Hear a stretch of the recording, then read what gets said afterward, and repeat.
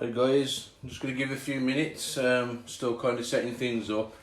Bit more of an informal one today. I'll just give it a few minutes for you guys to join us. But then I'm going to kind of go over a little bit about the OUYA, or OUYA, or however you want to pronounce it. I call it the OUYA, just because it's easy to say and sounds a little less pretentious. It's like, OUYA! How's it going? I can see one or two of you logging on now. Just give me a minute, guys. I'm just sorting a few things out here. Hopefully you can hear me. Just put a comment on if you can't hear me. I'm not quite sure what I'm going to be covering exactly yet, but I'm just testing this to see for a minute or two to see if it's picking up okay. When a few of you join, I'm going to start telling you about it.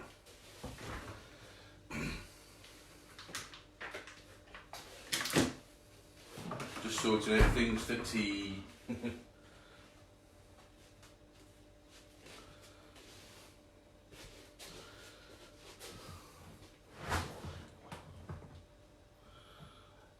How's it going? I can see a couple of names popping up on there.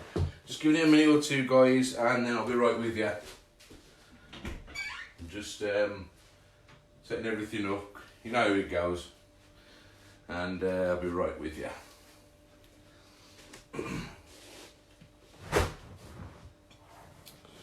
Let's see who we got on here. Who have we got? In fact, I might position myself slightly different so I can read some of your comments and reply in real time. So I'm going to shuffle myself over here.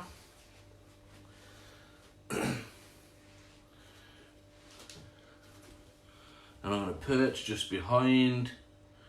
How's it going, Rob? How's it going, Kieran? How's it going, Adrian? Good to see you on. Sorry I've not done a stream for a while, folks. I've been incredibly busy, a lot of stuff going on as well. And yeah, so hopefully you can hear me okay. Just please type and say if you can't. I'm a little bit further away from the phone than I usually am, so if you can't hear me, just give me a kick and I'll try and speak up as best I can. Just trying to find a place that's convenient to kind of sit and read at the same time without knocking me camera setup over. And then we'll begin in just a second, alright? I've got an hour or two to kill this evening. I thought I'd just kind of dive in and do something for a change. I probably should be doing something a bit more constructive, but feeling a bit grim. I've got two bloody funerals to deal with this week, and I don't really want to be thinking about it too much, so I'm trying to focus on some other things. Right, so there's a few of you joined now, so I'm going to kick off, guys. Speak up if you want to say hi. Stick around if you want to see a few things, and besides that, hi and welcome to YamYam Retro Gaming. I haven't done a stream for a little while. I've posted some pictures up. We've been up to see Arcade Club in Leeds, which I thought was quite cool. We've been and had a look back at our venue for Revival next year. I've been working on some arcade machines, been doing various things, and yeah, besides that, I've been tuning up a few of my consoles, just doing repairs. While we're in the off season, it's a perfect opportunity to do all that. I have been continuing work on my Spectrum Next game, which I'll cover soon, but everyone doesn't seem very warm to the whole Spectrum Next thing at the moment, so I'm just kind of backing off on that a little for a while to focus on a couple of other things, and I will be revisiting that with you all soon. I have been working on my game, and all the guys involved in the Next are very, very busy, but I know that some people are it's a bit of a sore subject at the moment, so I'll leave that be for a little while. I just want to say a quick shout out. Some of you will have seen this, some of you won't. Yesterday, me, Chris Wilkins and Steve Day went along to the funeral of Stuart Williams. You would have seen my posts about this. It was very sad that we lost Stuart a couple of weeks ago, and we saw him off yesterday at Streatley Crematorium. It was a very good service, and although he's only got limited family left, the amount of people he knows from his various interests in astronomy and media and gaming and things like that. Everybody was there to wish him the best and see him off, and he's a sad loss to us all. I'll be going over something to do with Stuart shortly, as we will, well, not in this video, but I will be in the coming weeks, because we'll be starting to announce what we're doing with regards to Revival for next year, and we will be doing something that's quite a big tribute to Stuart. So it's a sad loss to us all, and just letting you know that he will be missed. So, but anyway, on to things of a lighter note. So I'll be talking a lot about systems, you know, old consoles and things like that. Emulation's been covered in a lot by other people in videos. It's been covered by a lot of people on YouTube, on Facebook, everything. And one of the things I don't tend to cover that often generally is actually emulation. I've been focusing a lot on the old consoles and things like EverDrives and that. And I know emulation's a bit of a dirty word with some people, and yet to me it's actually my favourite way of gaming these days. It's so much more practical. Now, one of the ways people are now familiar with is in terms of like micro consoles and micro computers. Now, a lot of people talk about the Raspberry Pi, and as I've said to a lot of people, the Raspberry Pi is a very sore subject for me. I followed it from its inception right up until its creation, and it's not the device it was promised to be in my eyes. And it's just now ended up becoming this throwaway device that people just knock out on eBay using kind of, you know, crowd-sourced, you know, input to create emulation packages and just stick into any old piece of tat and run at home. And it's very underpowered for what it is. I've never been a fan of it.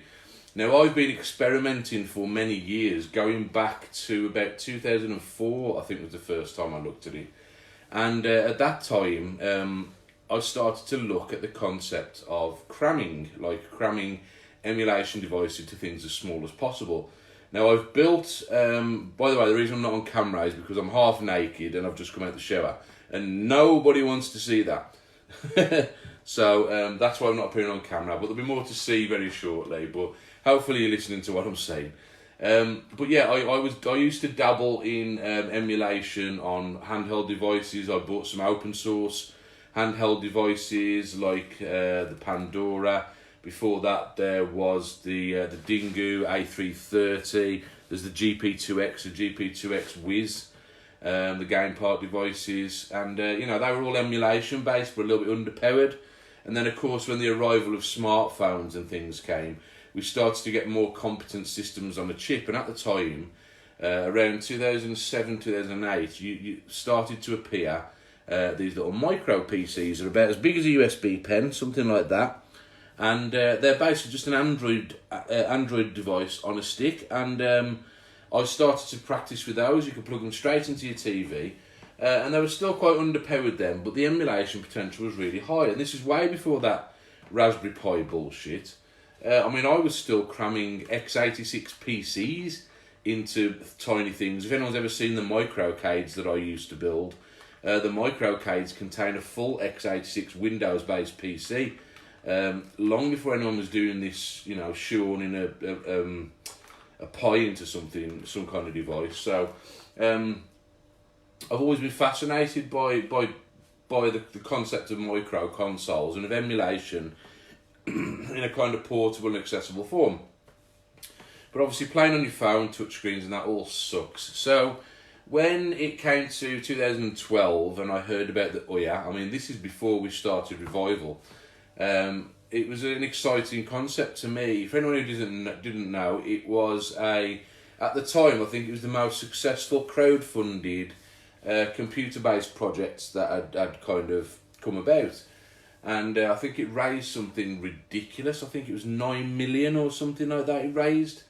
And that was just a crazy amount for a crowdfunding project. And it allowed them to set up a full company to create it. And the idea was to create a powerful home console that you could use purely for gaming. I mean, it will do everything else. It is Android based. But the concept was to be used as your home, you know, entertainment device. And okay, I mean, the project itself, it worked. They did what they promised. They delivered all the systems. What didn't work out for them, unfortunately, though, was the business plan. The business plan, it was more enthusiasts trying to do business than business people using enthusiasts to get a project off the ground. Unfortunately, the launch wasn't very successful. By the time it actually came to fruition, mobile technology was advancing rapidly, and it didn't take long for more competitors to spring up who had more financial backing. And the concept behind it was very noble. The idea was that it would be not open source, but certainly crowd driven. They wanted people to write the games dedicated for this system. They thought it would become an accompaniment console to your, well, PS3 it would have been at the time, or in your PS4 when that arrived. And it never kind of worked out like that, because obviously people were getting more and more powerful handheld devices that did most of that. And of course you could do things like virtual console on a lot of the main consoles. So it became a bit redundant. But for people like myself, who doesn't care too much for modern gaming, it was an interesting notion. And I really got behind it because I wanted to see what was going on. Now, I didn't back the the crowdfunding project, because I missed that. What I did do was I knew when it was coming out, and the day it came out, I mean, it was distributed in all the game stores. I went to Game and I bought myself one. It was my birthday present the year it came out. I think it actually launched officially in 2013, and that was when I picked it up. And straight away I brought it home, cracked it open to see what it could do, and I was more than impressed. And I tell you what, I've spoken this console up a lot of times to people who know me, but not so much outside of that, because nobody really understands what the OUYA is. Now, the system itself, it's a small little black console, which I'm not going to try and pull round because it's rather awkwardly mounted behind my TV at the moment. But it's a small little kind of cube-shaped console, and it's got HDMI out, it's got a single USB port, it's got an SD card slot, I think, on there, a power port and a power button. That's it, a vent on the bottom for a fan. And inside is a small square board which runs a build of Android 4.1, I think it was Jelly Bean at the time. I think it actually came with one of the slightly older ones, but then they did release a couple of incremental updates which brought it up to 4.1.2 or something like that. And yeah, it occupies a strange space in the kind of Android timeline, but the system itself, where its real party trick lies, is in what is behind it. Now, this was one of the first mainstream systems to use NVIDIA's graphics technology. Now, a lot of the Android devices at the time were using Rock Chip or OUYA, but those processors at the time weren't very much cop. They couldn't do 3D processing very well. The NVIDIA Tegra chip, I think there was a Tegra 2 originally, and then they decided to go with the Tegra 3, and the Tegra 3 has got a lot of grunt you'd be very surprised at, and that is what this runs on, and that's what allows it to be capable of doing some quite impressive games, and to be able to display them in the I think it's 720p display resolution, which is, you know, really good going for the time. And not only that, but as an emulation system, it's one of the best. Now, it comes with a controller which looks like this. Now, the controller was ridiculed quite a lot. I'm gonna go over the bad points, and I'm gonna tell you in a minute why they don't matter so much. So, this is the controller. It's a typical kind of controller layout. It's not that uncomfortable to hold. It is very heavy, unfortunately, because it's I think it's like an early kind of Bluetooth, and it not like one of the later, more optimized versions, and it contains two full AA size batteries which are hidden behind these plates. These two metal plates here, this one this side and the one on the other side, they come off and the batteries are mounted behind. Easy enough to change, but it does eat through batteries pretty quick. You've got a D-pad, you've got dual analog sticks, and you've got analog shoulder buttons as well as digital shoulder buttons. And then you've got in the centre, and this is the first system to have it, before the PS4 did it, and that's the touchpad in the centre there. So you can, as you can see on screen, you can see I'm moving the cursor around the screen. You don't need that for normal operation, but it's there for any kind of applications that require you to tap on the screen. You double tap to actually tap. So it's quite good. And there's a single OUYA button there, which is like your home button on your Android device. Now, it got ridiculed because they were that well made. It feels heavy and it feels good to use, but unfortunately they failed at a strange rate. This is actually my third OUYA controller. I actually sent back to OUYA and they replaced 2 controllers because what actually happened, the way it's designed, because these faceplates are metal, as you move these sticks around, it actually wears away at the stick there, and you get like a chafed plastic debris there. They revised it slightly in this version, so it doesn't happen as much. In the first versions, this edge was so sharp, it nearly cut through the sticks. So this is a better version, and this one's lasted me a long time. They're pretty robust. You do have a few issues with pairing on some systems, and sometimes you have to restart a few times to get that to work. But to be honest, the only real problems I've found with this are much like what you find with Android in general, in that it's a little bit flaky, you know, because it's written for Android, which covers a whole range of hardware, a bit like Windows, I suppose.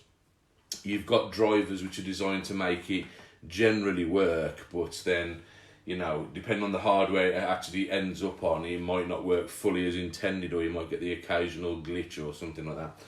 So, but enough of the techno-babble anyway. That's what you're talking about hardware-wise. So, in terms of the system itself, when you go into it, it starts up and you boots into this custom shell. Now, it's looking a bit bland at the moment. There used to be, at the top of the screen, there used to be like a preview of everything that's on your system and new games that were available to buy. Now, the way the games work for this, they were like a shareware type of system. You would download a demo, and then you could pay to upgrade it to the full release. And they did modify not just Android games, but they also created a few unique games and took like the console, virtual console kind of ports, and made them custom to the OUYA to work with the OUYA controller, change the resolution. I did a few more features and things like that. The reason we're not seeing that is because, unfortunately, in June this year, OUYA was sold on a couple of years ago to Forge, who had a device called the Razor, and they supported it under that. And then as of June this year, unfortunately, I think it was the 21st of June, they shut down all support and servers for this, so it can no longer retrieve online data. You can still go online with the system, but all support for the system has now gone. I'm not quite sure where that leaves you in terms of updating the firmware if you bought one that's out of the box and needs upgrading to the latest version. But I do know that people have kind of, you know, cracked this open source it, and you can now install Android. Is the latest one Android 7, I think it is. I think you can now install Android 7. The only reason I haven't done that is because it drops a lot of the support for some of the native OUYA games. You don't get this OUYA environment at the moment, which is a little bit sad. And I suppose, you know, for as much as it kind of brings it up to date, it also breaks a few things. So, in my opinion, it's not worth doing for what I want to do with it. And as for what I want to do with it, I'll go into that now. So what you would do is you would boot up your system. You've got control of the menu with the D-pad, and you could go into the Play Store. Now, it's not the Google Play Store, as you'd expect. In fact, all of the marketplaces that other Android devices use, such as Amazon, Google, or what's the other one? Yeah, there's another one, isn't there? Those marketplaces aren't supported at all. So it had its own marketplace, and what you would do is you would go down to Play here, and there would be categories you could browse through. Now, unfortunately, none of those work anymore because the servers have been shut down. If I click on any of these, it just kind of goes to what I've already got on the system. So I'll talk a little bit more about those in a minute. But yeah, the main store and everything has all disappeared, so that we can't do anything with that. Thankfully, I had the foresight at the time to make sure that all of the software that I wanted, I downloaded and installed way before all that happened to make sure the system's running how I want it to run.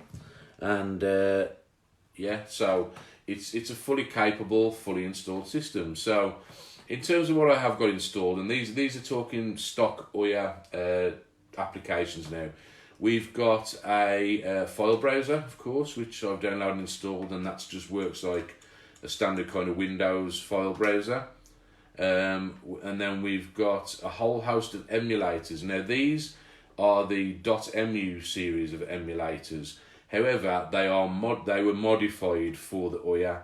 They were modified to take advantage of the OUYA's power, to have a much better interface, if you know what I mean, to work better with the OUYA's controls and to be able to map things like the touchpad if you want to. So I've got on here, we've got the MU, so that's Mega Drive, and it will do Master System as well. You've got SNES 9X, which is slightly better than the SNES.mu, so I installed this instead. EX Plus, that is very good. We've got the NES MU, we've got the PCE, which is PC Engine and Turbo Graphics, of course. We've got the Neo MU, which is a dedicated Neo Geo emulator. I believe that's based on the Final Burn engine, if anybody is familiar with Windows emulators. So that runs very well. We've got a Neo Geo Pocket emulator, which is something not many people tend to install, but I love the Neo Geo Pocket. The Game Boy Advance emulator. We've got a Commodore 64 emulator, part of the .mu series. We've got the MSX emulator. Now, I don't believe this was actually one of the stock ones. This was like a third-party one, modified for this. That's why it looks different in the titles there. We've got ScumVM, which is obviously to run your kind of DOSBox games. Got a 2600 emulator, and we've got a Game Boy Color emulator. The one thing we don't have stock from the OUYA store is for one is a Game Gear emulator, a Nintendo 64 emulator, or a PlayStation emulator. Now there was a PlayStation emulator, but it was one of the ones you had to pay for, and you still had to find your own BIOS file. And in my opinion, it wasn't great, so I didn't bother with it. Now this is where the OUYA comes into its own in that not only, I mean, because it is Android based, you can indeed install Android APK files. So you go into software here and you can see I've installed a whole host of stuff and some useful tools, which I'm going to go into in a minute. So in order to install some of the games that I've got on here, one of the key things I installed was Aptoide. Now Aptoide, for anybody who knows their Android and their hacks and their whereas kind of stuff, you can use one of the browsers. It comes with its own stock browser, but I installed the Chrome browser, which is better. You've also got a Firefox and an Opera browser for this. Yeah, Aptoide store. If you go into this, from the Aptoide store, you can install cracked apps. You can install, hacked apps with like cheats and stuff. You can install all kinds of like mobile apps and stuff as well. But obviously, the only ones that are really going to be of use to you on here are the games. And obviously, from here, you can install all kinds of things. I don't use this for anything like social media or any kind of major video stream or anything like that, because I've got other devices to do that with. But from here you can find a whole host of apps to install, and this is where obviously I'm using the touchpad now to move this around. You go to apps here, you can just browse by apps. You go to games, you can browse by games. If I go to the end category here, you can see what I've installed from this app store. I'm not going to go into that too much at the moment because there's a bit of a problem with that. But yeah, from here you can automatically update certain things and you can do various tasks. So that's Aptoide anyway, and that's how I'm able to get a lot of the games I've got on here. There's a little bit of a trial and error involved because when it comes to downloading Android games, unlike with iOS, they tend to use two components. You've got a kind of data file, and then you get a really large .ob file, which is the data, like the main data for the games with some of the bigger games. And the problem is that because there's so many incremental releases of games and for so many different devices, you have to find a source that downloads a version of the game that's compatible with your OUYA. The other stumbling block, of course, is that some of these games have dependencies, and what I mean by that is they will require you to log into your Google Play account, or they will depend on the Google Play Store being present in order to launch. Now, of course, that can be a major pain in the arse, because when you haven't got that, you can't play the game. But thankfully, we have a couple of little tools on here that help along with that. One of them is KingRoot, which I downloaded off the web, and that allows you to, I mean, the device comes part rooted. This gives full true rooting access to your OUYA, so I've installed that. I've also installed BusyBox, which also gives you some privileges to view the file system you wouldn't otherwise have. I've installed AndroZip Pro to allow you to handle zip files. We've got a couple of tools like AdAway and AdBlock Plus to get rid of any annoying adverts. And then I've also installed Lucky Patcher. Now, Lucky Patcher is a great tool once you learn how to work with it. If we go into that, what it does is it will actually find some key patches that you can use for individual games that allow you to mask over Google Play ads, to mask license verifications, and using this in just a few minutes you can actually patch all of your games, remove the dependencies that stop them launching or stop them working properly, or you can actually fully crack a game using this tool. Using that, I've got things running on here that shouldn't be running at all. So, you know, with a little bit of practice and knowing what you're doing, you can use a few tools to get games running that you... Oh, I didn't want to go into that, my bad. Just quit out of that. Yeah, you can use that to crack all your games and get on there what you want to. So, I mean, I've kind of gone into what you can do. I mean, besides that, it's an Android environment. You know what you can do. You know, you got your system hand in. If you go into that, you can make all your usual kind of Android changes. This should look familiar to any of you who run Android. You can connect to other Bluetooth devices. You can change the resolution if you want to. You can handle your storage. One of the things I did have to do with this, you have to set it to approve non-approved background developer options, there you go, to approve developer apps. And the other thing was to add directory bind. Now, what directory bind does, the OUYA itself has got 8 GB of internal storage, and about 5 GB of that is taken up by key. It's quite a bloated system, to be honest, but a massive portion of it is taken up by stuff. No, sorry, no, it's not 5 GB in total. It's 3 GB, leaving 5 GB, but it reserves a portion of that. It's also got a limited kind of, I think it's some kind of like temporary cache which you can't fully expand. But if you use directory bind, what you can actually do with directory bind is you can set it up and move the OB files, which are the large files for the games. You can move those to the external storage. At the moment, I've got a 32 GB card installed in this. When I finally retire the system as my TV box and use it just as a gaming device, I'll use a much bigger USB device and I will fully load it up. At the moment, I'm kind of limited to how many I can have on there. But doing it that way, directory bind will still kind of combine and link those file categories, even though they're split over 2 drives, and allow you to run the massive games. Speaking of which, one of them, like the Grand Theft Auto series, the OB files for these games are like between 1 and 2 GB, so you have to do it that way in order to play those. In terms of all the software here, you can see I've got Gearoid, which is just a standard Android emulator for Game Gear. I've got N64oid, which is a better Nintendo 64 emulator than the one in their store. I've got PPSSPP. Performance with this is mixed. I'll talk about that shortly. And we've got EPSXE, which is a fantastic emulator.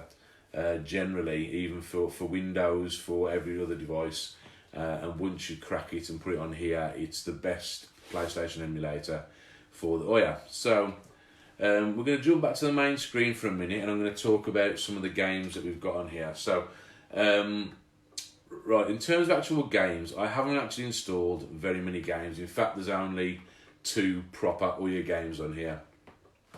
One of them is a version of Duck Game, which some of you might be familiar with.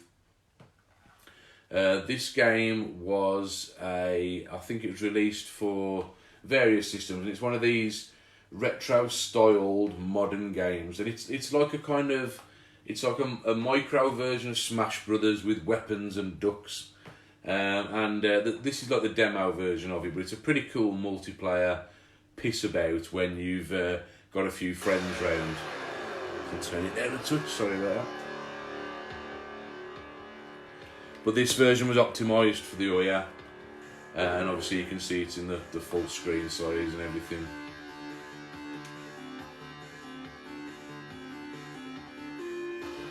Let's start. Oh, there we go.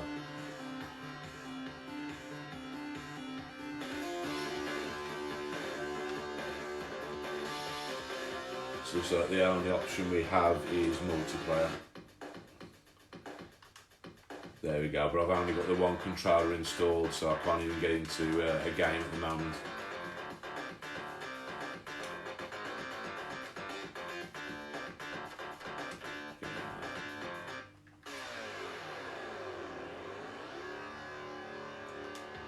It asks you to raid the game every so often, but I can't do that because we're not online anymore. So I'll exit that anyway. Yeah, you need more controllers attached to be able to play the multiplayer game of that. But yeah, that's the one. And the other one I've got installed is this one called Donkey Me. Now, I don't know how many people are familiar with this game, but I absolutely fucking love it. A lot of people might be familiar with the game that I created. You've seen me working on Revival Survival for the Spectrum Next. Well, the original one that I developed was done on PC. Now, I can't code, and by my own admission, it was tool assisted. You have to do all the graphics and everything yourself, but it was done by a guy called Bruno Marcos, and that guy also developed, using a similar engine, this game called Donkey Me. And he released it out to the community, and what it is like, it was like an open source Donkey Kong game creator. And what a load of people have done is they've skinned a kind of Donkey Kong style of game. It's very close, it's not identical.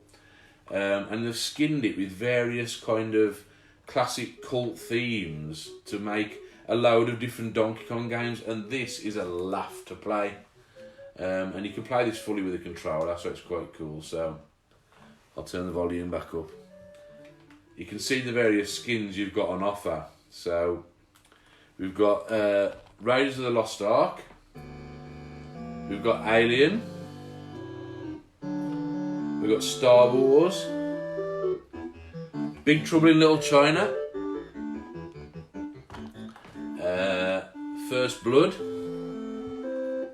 Flash Gordon, Total Recall, and Conan the Barbarian. Oh, and Gremlins, forgot that. Oh, and The Exorcist, sorry, there was more. So there's loads of different skins. Now, I've got a couple of favourites. We'll start with Indiana Jones, just to show you what it's like, but you'll recognise some of the themes, and the way the enemies work are all very kind of Donkey Kong-esque, but the level layouts are very different, and the little intermission things are pretty cool. So we'll give this a run and I'll show you what it's like.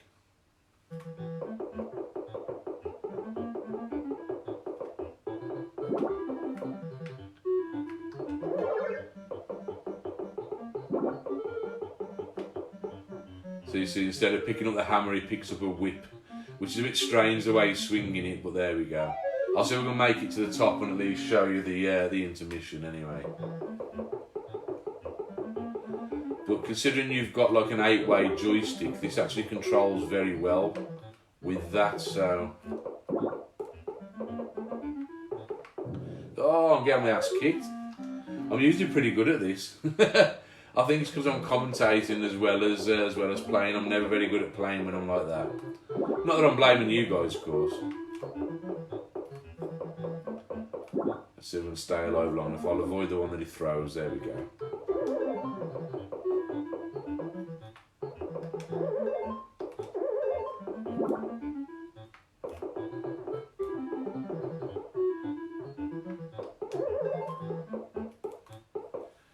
and you can see him pick up the idol at the top. And then the next stage goes through to, I think it's the market square, yeah.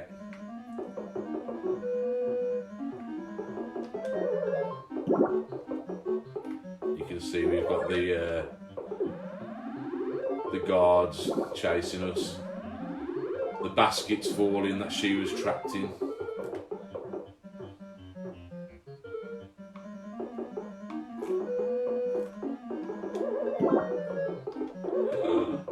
That's risky. Oh. But you can see already the level layout's very different to the proper Donkey Kong, where you wouldn't have two girders that roll the same way like we had there. There we go, rescue Marion from the basket. And this is the third stage, which is where the ark is.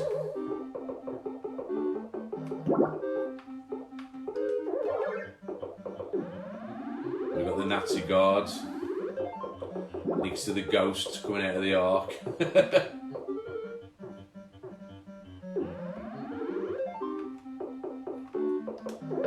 And you can see we've got a little bit of platforming to deal with here.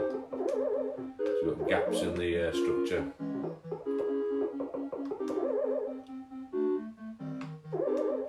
Oh, two guards and all the ghosts falling. Need to get to that whip.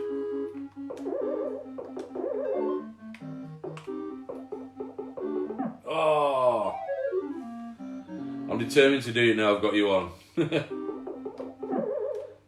Oh, I'm probably gonna run out of lives before I get there. Last life.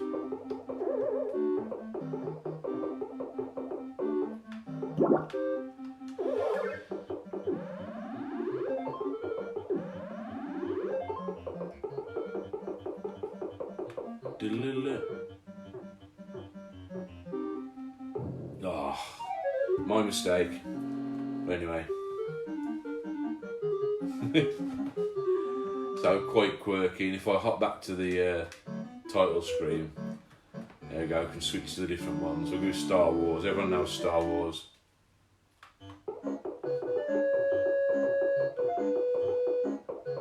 We've got Luke with his lightsaber.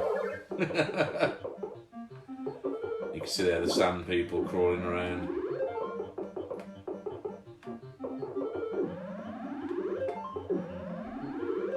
It's going well there.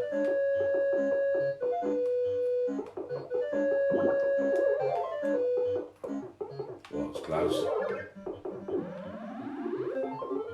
So we'll get to the droids at the top.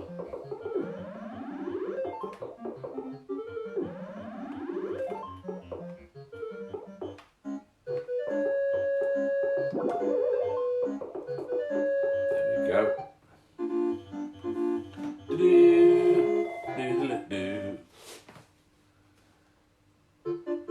And of course we've got the cantina.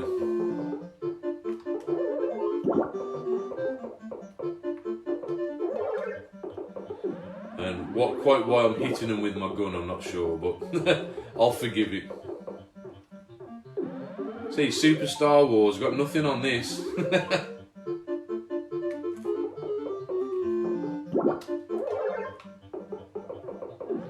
It's a lot harder than it looks, by the way. Donkey Kong's hard enough. With this, once it cycles, the levels change as well, and they become ridiculously hard, so don't be fooled by me playing this. It's really, really difficult.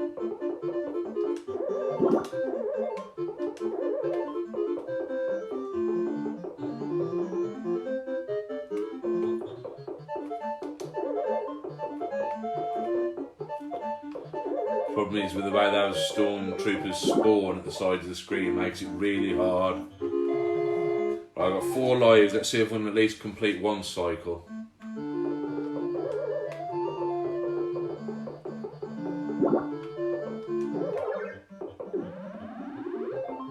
So we've got the little tank things coming round.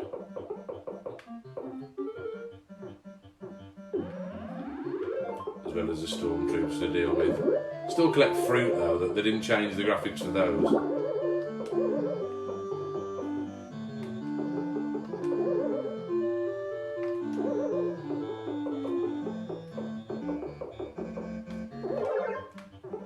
Come on, I can do this.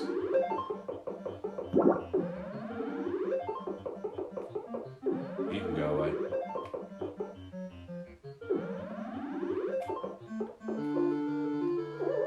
Ah, knackers. Lost my edge then. I'm going to do this stage. Come on. If we can do this, then I can move on. But you know, when people talk about, you know, like modern games and things like that, I know there's a lot of games being made in what they call the retro aesthetic, I suppose, just being made with like pixel art like this. This is exactly what I expect from, you know, a game, and I'm quite happy having games like this even on modern systems, because it's more the kind of games that I want to play, you know what I mean? It's basic, but it's a gameplay style I'm familiar with, and it's still passable. Hard as shit, mind. Oh, need those two to bugger off. Whoa! Whoa! Oh, I thought I'd have that. Anyway, I think that's quite enough. You've seen enough. But yeah, there's loads of skins, and it all does, you know, all the backgrounds are like themed just like it would have been for the original movies. So anyway, we'll bear that. So yeah, you just double tap the home button and you can quit out of a game at any time. So yeah, moving on anyway. I mean, we'll take a look at the emulators, because obviously emulators is one of the main things people care about when it comes to using these systems. And we'll start with an easy one, md.mu. Now, Mega Drive emulation has never been problematic. It's quite an easy system to emulate, even being a 16-bit. A lot easier to emulate than SNES. I mean, a lot of SNES emulators on some of the more primitive devices take a bit more grunt than the Mega Drive ones do, and run a lot smoother. And you know, this is no exception. This is a nigh on perfect emulator. I've been running this system for a while, and a couple of years ago we were doing some high score challenges. Somebody stopped doing them for some reason, but the high score challenges, I actually ran them on this because it's pretty accurate anyway, and it's a nice convenient way to play it all. So I've got some ROMs already installed on here, so we'll just go to, you know, one of the token ones, which of course, in fact we'll go with one of my favourite games ever, Golden Axe. And we'll go with Restart Game, because I'm not going to carry on a game I finished the other day.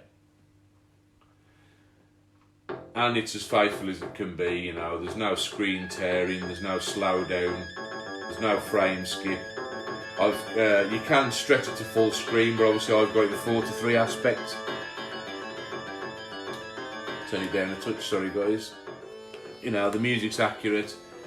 Anybody who's used one of the ACK game systems will know that when it comes to emulating Mega Drive sound, you can fuck it up if you do it wrong. And unfortunately the ACK game systems did that with the system on a chip that they were using in there.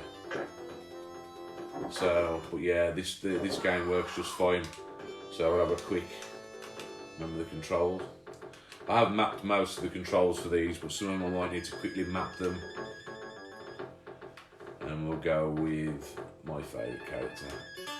Although Gilius Thunderhead's the most recognisable and the most powerful, if you're going to do a one player playthrough, you need to use her, because her magic's just ridiculously strong. Still love this game, and one of the few games where it's easy to argue that the home version started to overtake the arcades. Of course, obviously it was Sega's game, and they developed the original arcade version on System 16 hardware. But obviously when they brought it home, they did downgrade a few things, but they didn't have to downgrade much. But they improved on it by adding the dual mode, and of course they added an entire extra stage at the end of the game, which made it just a much better game in general. You know, all the music ported over very well, all the characters, all the gameplay is, you know, nigh on identical. When they added the extra stage, it just made Golden Axe that extra little bit special. I'll finish a stage in a minute. Absolutely love Golden Axe. If there's one arcade machine I do need to create, I mean, you've seen the Dino King conversion that I'm working on at the moment.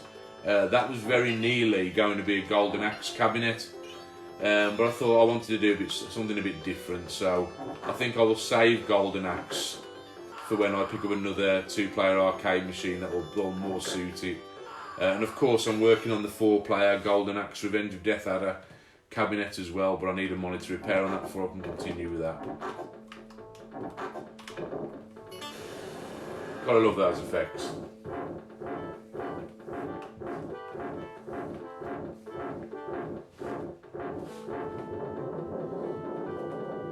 Such a cool game. Of course, you've got support here. If I jump back, you've got support for save states, and you know, you can support like hundreds of save states on this, so runs really well. MD.mu, of course, because it emulates an original Mega Drive, you can also, if I go up a folder, you can also emulate Master System on this. That's why there's no dedicated Master System emulator. It's all done through the MD.mu. We'll load up, let's have a look. Oh, my bad. I pressed left instead of pressing right, so we'll jump to Master System runs, and we'll go with good old Alex Kidd.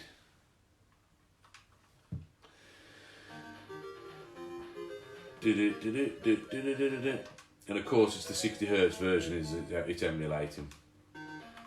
These play really, really well on this.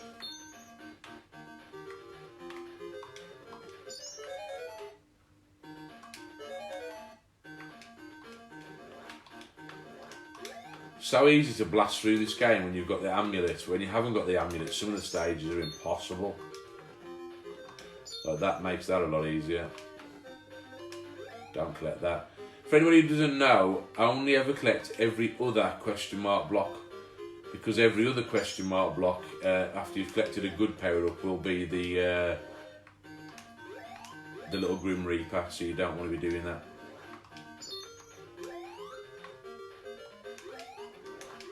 It's such an awkward game, like it's hard to explain, to control. For anybody who's never played Alex Kidd, I know there ain't many of you, it's got very strange physics, but once you get used to it, it's a cool little game. Never going to be any kind of Mario or anything like that, but you know, still a cool game. I still like it.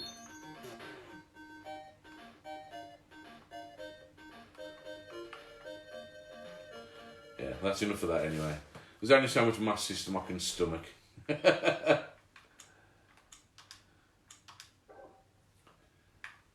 exit that. So yeah, so that's Mega Drive emulation. As I just mentioned previously, SNES emulation on very weak devices can be crap. Not a problem at all with the OUYA. Well, sorry, I pressed the wrong button there.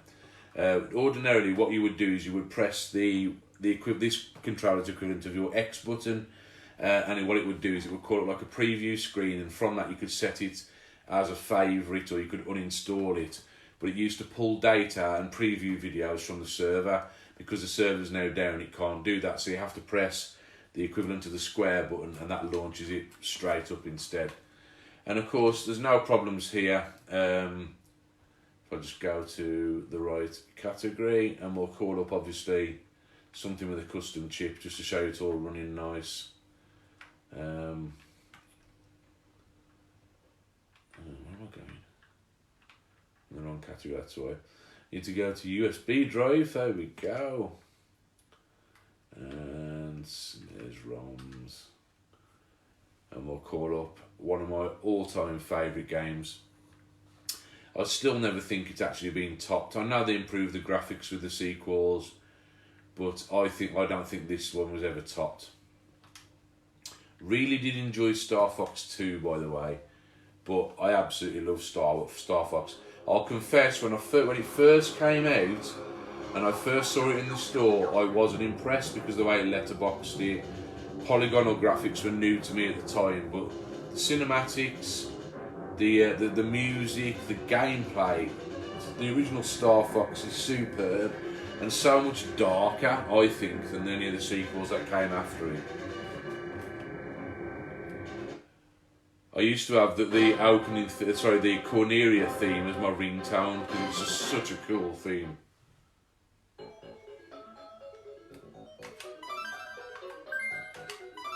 Such an iconic opening, even if it's kind of tamed by what we see today.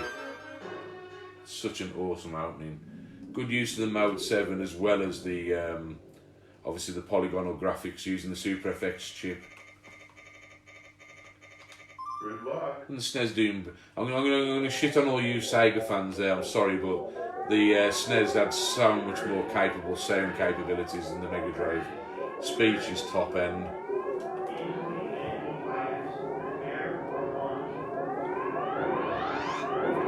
But yeah, the music on this game is just brilliant.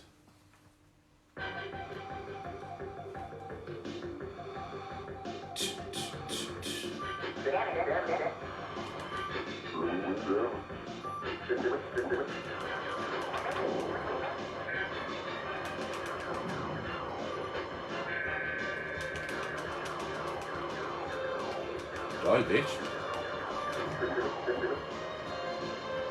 Yes, I know, I'll go through the hoops. Oh, that's a good start. Already lost a wing.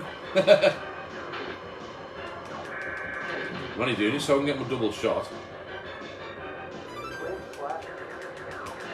That's better. If I don't miss it, I should be able to get the ion cannon straight away. That helps.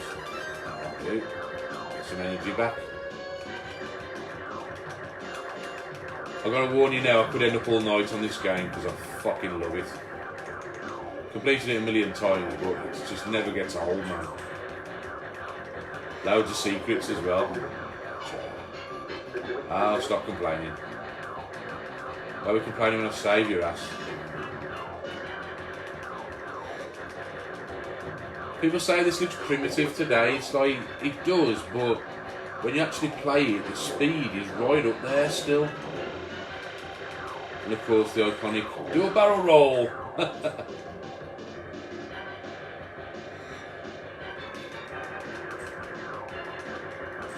Shit, I think I already missed the ion cannon. Should have flown between there. Give it another bomb at least.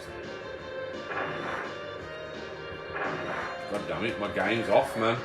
Tell them how to practice. And I missed the bomb.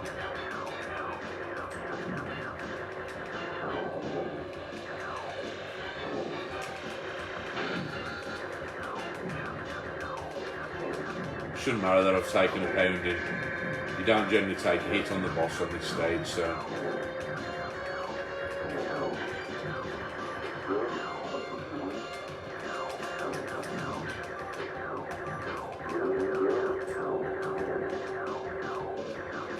Checkpoint.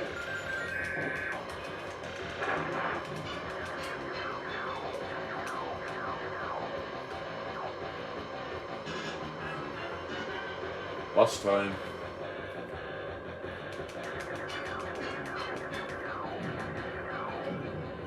Duck.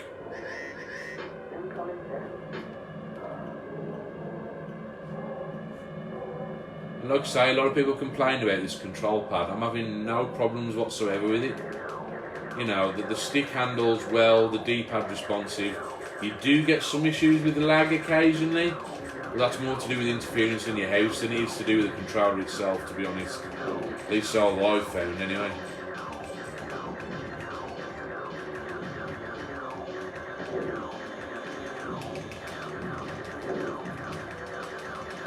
Die, asshole. Oh, that was a bad mistake. Goodbye. I can usually ace the first couple levels without taking a hit on this. Yeah, gotta love Star Fox. Woo! Such a cool game. So that's SNES anyway. We'll bail out of that. And I think it's time we tried something a little bit more taxing, don't you think? So we'll jump onto Game Boy Advance. Obviously we're moving up the generation slightly here. And I think I've got this all mapped okay, so we'll find out in a minute when I actually try and go to the ROMs and realise I can't even press bloody start or something. There we go, GBA ROMs, and we'll jump on, yeah, we're Double Dragon Advance, why not?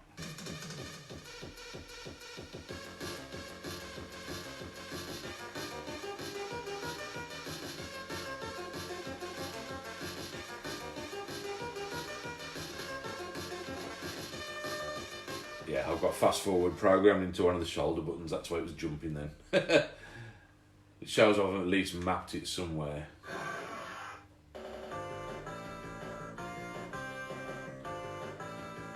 One of my all-time favourite arcade games, and there weren't many great home ports.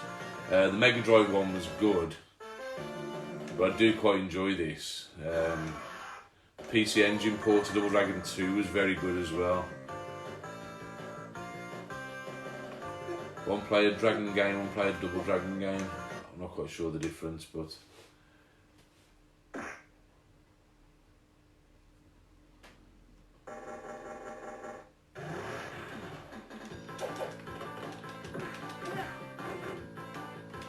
is he just there just to look pretty then, is it?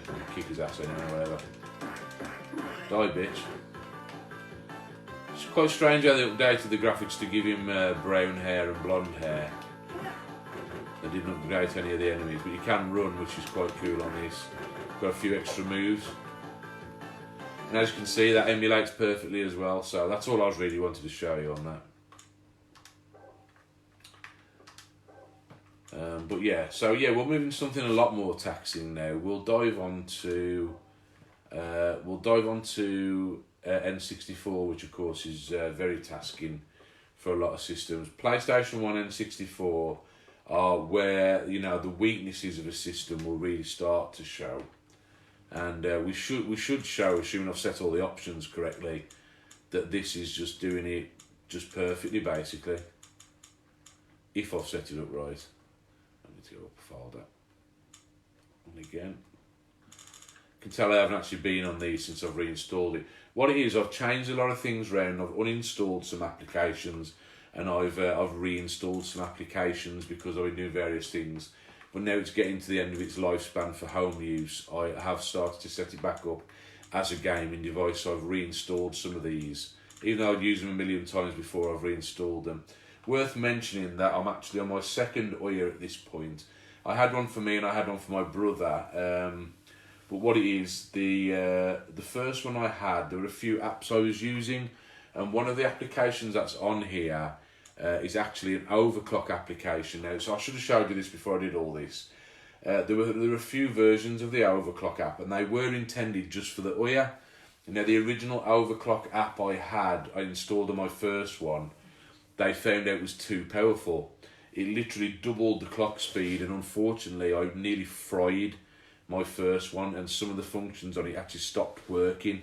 So I've got the overclock app on this again, which does help on some games, and I'll show you where. And unfortunately, it killed my original OUYA, but on this one, it doesn't dial the speed up by as much.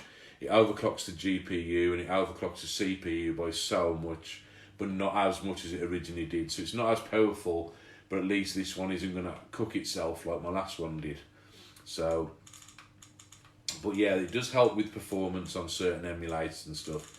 So we'll go to, we need to use a 3D game. We'll go with, I think we'll go with Smash Brothers, because everyone's familiar with that, and just show you what that looks like. I'm in NGP, I mean, if I was in the right category, wouldn't it? I want N64 ROMs, thank you very much. Not a big fan of N64, admittedly myself, but you know, there are one or two good games on there, and I think this is one of them.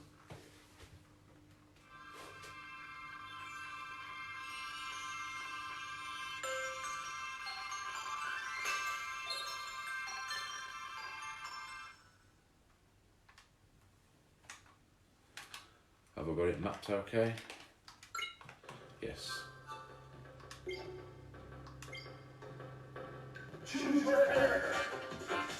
And you have got true analog control with the stick, and you can fine tune it. I don't know who the best characters are. I'll go with Pikachu.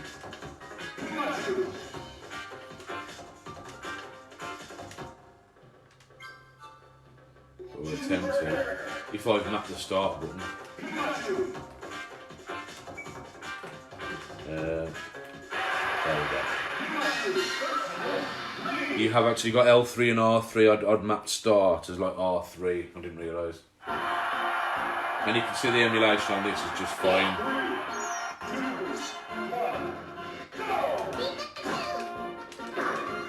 A little bit of frame skipping, I think I got to. I haven't got the frame skipping on. That's why you get the occasional little glitch while it resyncs itself. It's nothing major. You set frame skip to 1, you don't even notice that. So I've played this a fair bit, so I do know. Fuck you, Link. Go eat a dick.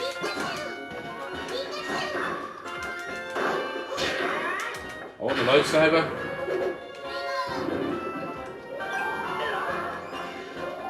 Woo! Come here, asshole. Fuck you, gone. Have it. Ha ha. Kicked his ass. So like I say, no problems at all with N64. It's nice and clear, you've got nice sharp polygons and everything. And I haven't even messed with the settings properly on that yet. I could probably make it look even better. So I'll come out of that. And obviously I raved about PlayStation 1, so we'll dive onto that. Now I think I've actually made a mistake installing this PS1 emulator at the moment. So it might crash, but it should be okay. Well, no, we'll go to the GUI. We'll just see if it works. It should work. But it might crash here. Let's give it a second.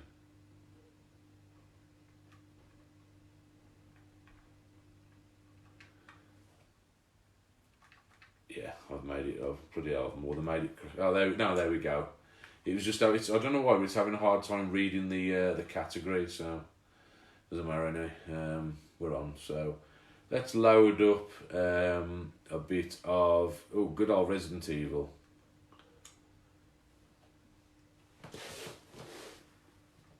Did anyone play the remake, by the way, that came out this year? Fucking amazing game. One of if you really don't know how to do a remake, that's how you do a remake, and I really hope they do Nemesis as well, because Nemesis, I think, was a better game, as you've seen in my recent posts. But you can see the FMV is perfect. Now slow down there, the upscaling's nice. I think it uses bilinear filtering by default, and I quite like that because it softens the image just enough.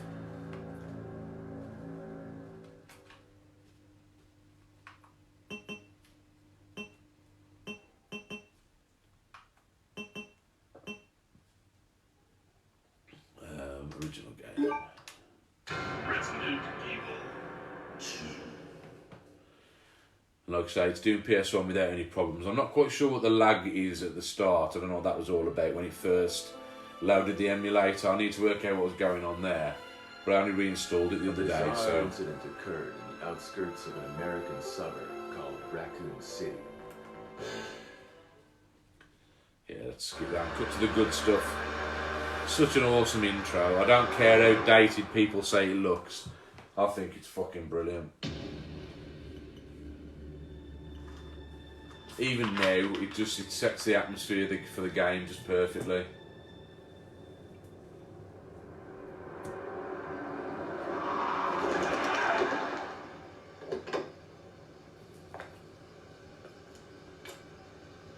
What have we got here?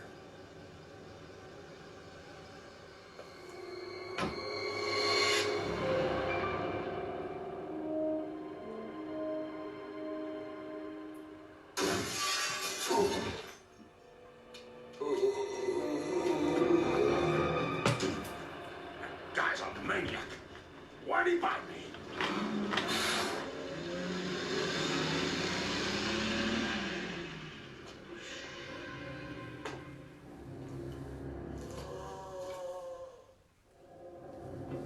Man, what a mess. What could have done this?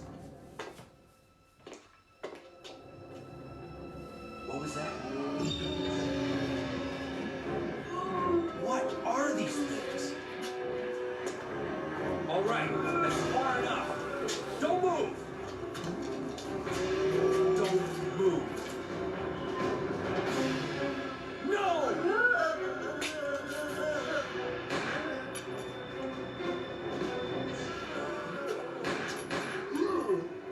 What's up with that guy? That was a clean hit.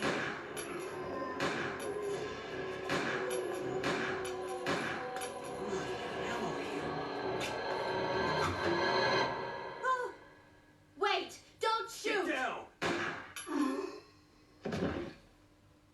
We can't stay out here. Head to the police station. It'll be a lot safer. If anybody did play the remake, by the way, what do you think of There! the new actors? I don't know if I was quite convinced by Claire. I found her a little bit annoying in the new one.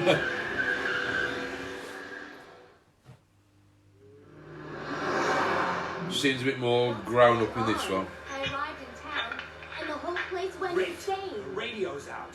You're a cop, right? Yeah, first day on the job. Great, huh? Hey, Leon Kennedy. Nice to meet you. Mine's Claire. Claire Redfield. I came to find my brother, Chris.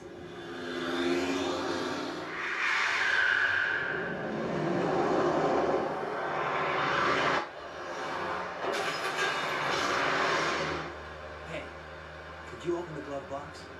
Sure. There's a gun inside. Better take it with you. There sure is. Party by Unescapable Destiny. I remember this like it was just yesterday. I played it for the first time.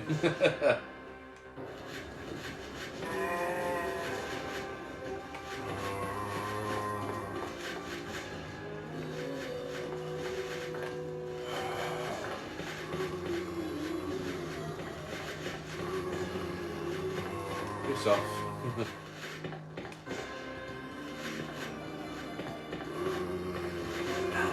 Get off me neck.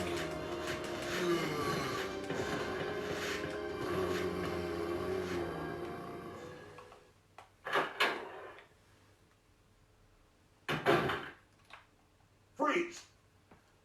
Freeze, motherfucker. What are you doing here? Hold your fire! I'm a human!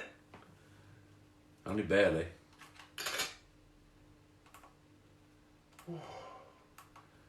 Sorry about that. Only slightly annoying thing, you can't skip the cutscenes on the I thought PlayStation you were one version. of them. Well, you can skip the cutscenes, but What's you going can't skip on in these this town? scenes. Hold on. You have to watch all this. By the time I know. But like I say, in terms of processing the power, entire city was again, this infested is all with default settings. I think the only thing I have set is like the resolution and the screen width and that. But I quite like the filtering. It all looks perfect. You know what I mean? So PlayStation's got no problems with emulating. So just drop out of that. You can also put cheats and everything on that as well, which is quite cool. So yeah, emulation it's got no real problems with. The only time it was going to start to struggle is when you start moving into, you know, the big territories. This is where the overclock helps. I mean, I just mentioned the overclock. Here's a Tegra overclock, and you can see over there on the left-hand side, the CPU frequency runs between 500 and 700 megahertz as standard. Overclocked, it can peak up to 1600 megahertz, and that's generally what's running the game. And the GPU frequency jumps to about 900 megahertz as well, which does the trick.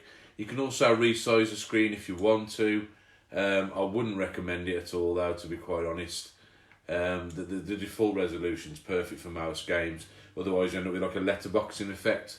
So, but yeah, that's the overclock anyway. But yeah, the only time it starts to struggle, there is a Dreamcast emulator. There was actually a proper Dreamcast, a proper OUYA build of the Dreamcast emulator Raycast, but you had to get it from the official store. Now, because that's all gone down, I can't get it anymore, unfortunately. And for some reason, when I'm trying to install the standard Android build of Raycast, it's not working. So I need to find another working version of that. But I can tell you now, it did Dreamcast very well. I was able to play things like Crazy Taxi 1 and 2, Power Stone, all okay. Some of the more demanding ones it kind of struggled with, or was a bit of artifacting. but it worked quite well. But I mean, it does PSP okay. I mean, I have messed around with the settings a little bit, and I think I've actually set it up quite badly. But I do know that it does do PSP okay when you set the settings correctly. I need to actually pick a game that's going to display that the best, but I'm trying to think which ones will. Let's try. We'll go it on here. Which no, I thought I had it on here. I was looking for Castlevania, but it's not on here. We'll jump on to. Oh, I need something that's at least going to show properly. Let's try Power Stone actually. PlayStation version, PSP version. See how that runs. Ah, there we go. I've crashed it. See, I haven't set up the settings properly. It does do PSP, but again, I literally only installed this yesterday before thinking about doing any kind of video, and now a couple of the games for some reason wouldn't run. I think Ghosts and Goblins runs, but I haven't optimised the settings for it. You do have to do a lot of messing around with settings to get PSP to run well anyway. I know from experience, it's not a great emulator in my opinion. I mean, it does run these okay. Obviously, all the preview screens and everything are all fine. My bad. Press the right button, turn it. There we go. But this game's hard as balls, as you know. The FMV's all okay. When you get into the game, it does get a little bit laggy. I mean, this isn't too bad. When the action gets frantic though, it does slow down a bit. But considering this came out in 2013 and people are only just starting to emulate this okay now, where the emulator itself's more advanced, and when devices have become far, far more advanced, this was damn good going, you know what I mean?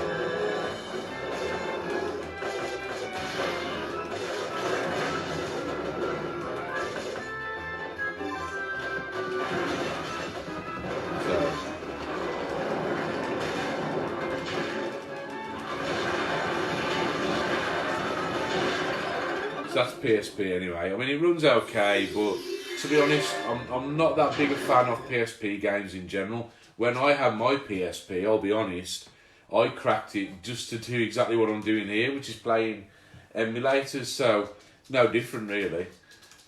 So yeah, so as far as emulation goes, I mean, it's pretty much there. It's got its own games that run well. When you really start to test it is when you start throwing things that are 3D at it. Now, I've shown a couple of preview pictures over the last couple of days of games I've been playing. And obviously, I mean, I know that these are actually based on PC ports, so they were able to downscale some of the graphics and things like that if needs be. But basically, we're moving into PS2 territory here, so 6th generation. And I can tell you now that it does the early Grand Theft Auto 3D era series just perfectly. There are several Grand Theft Auto games that were released for mobile. These are the mobile versions which were based on the PC ports, but they obviously added a few more options, so you could downscale the graphics and change the quality and things like that. And they just run just perfect on here, and the good thing is they natively include support for the OUYA controller, which is unusual, but it does mean that you don't have to configure anything. It's already configured for the analog stick. You get true analog control. All the on-screen display for the touchscreen buttons you normally have disappear automatically. Rockstar did a really good job of, porting this over. And obviously the games themselves run really well. You can mess around with the settings if you want to, but all the soundtracks here, all the gameplays here, all the missions. Gotta love Vice City. Vice City, one of the best in the series. The other two games they released were Chinatown Wars, which kind of went back to the overhead style. The only other one they released was Liberty City Stories for mobile. That's probably like the newest entry in the series. The PSP version emulates like crap, and unfortunately, Liberty City Stories, it was designed for a later later Android build. So unfortunately, Liberty City Stories doesn't run on here, but GTA 3, Vice City, and San Andreas all do, and they're all brilliant games. So, see if I'm gonna pick up a game. I'm not sure where I got to last time I played this. Find out in a sec, I guess. But this just, it runs the game really, really well. And like I say, it's all set up and controls great with this controller. Oh, so I guess I'm here anyway. I mean, I'm walking around there. The frame rate's up there. It's probably at like 20, 30 frames a second. When the streets are quieter, it goes up to nearly 60 frames a second. All the graphics effects are there, the fog, the lighting, the shadows. You can turn the camera quickly. You don't get any major kind of graphics artifacting. You can adjust the draw distance if you want to. I've got these set on kind of average settings, and the texture qualities are fine, the sound quality is fine. You can see the detail on his shirt and his jeans, so it's definitely capable. There certainly wouldn't have been many, if any, mobiles at the time could have done this. Certainly no small mobile devices, and the Pi just would have shit itself trying to run something like this. It still doesn't handle even PS1 or N64 wells, and that's after several iterations. So, fuck the Pi. I'm going to be blatantly honest about that. But yeah, this plays just fine. And it's got the nice classic control scheme, which I prefer. Nice way to get busted though. I didn't see the copper there. Ironic really, since that was my own car. I've kept all my weapons though. I must have unlocked that. I just want to get some music playing, that's what it is. Love the soundtrack on Vice City. Yeah, I'm not going to jack a police car, but there we go. I'll do nicely. It's even got shortcuts for things like the radio and that.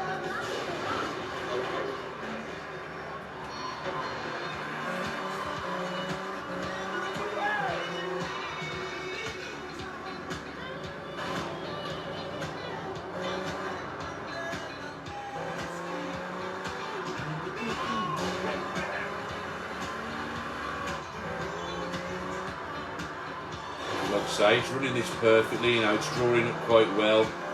Draw distance is about the same as the PS2 version.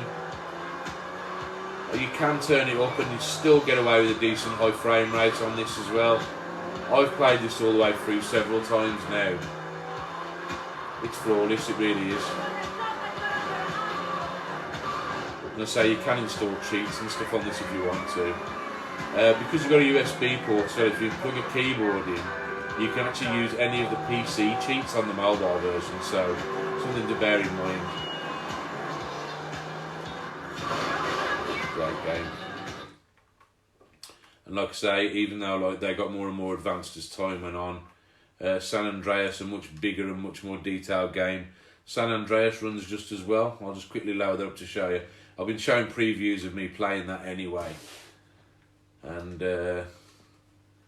yeah, again, this does the same trick. I'll load it up because I know last night I actually fucked up and saved up in a bad place. So.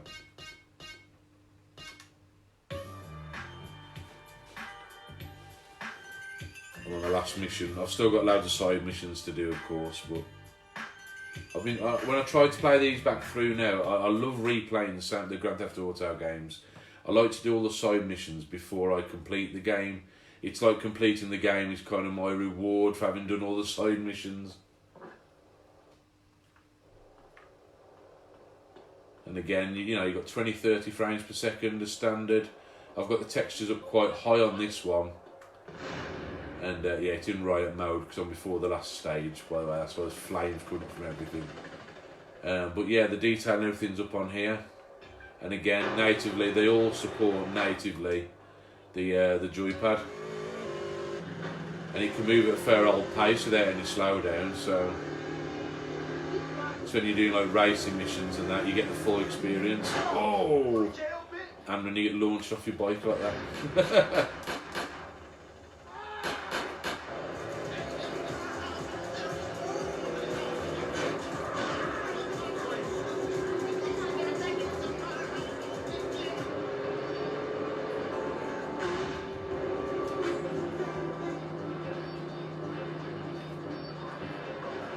You've got even better radio control on this one, so you can scroll up and down through the radio stations rather than just one at a time. Gotta love this. The soundtrack is what makes these games, I think.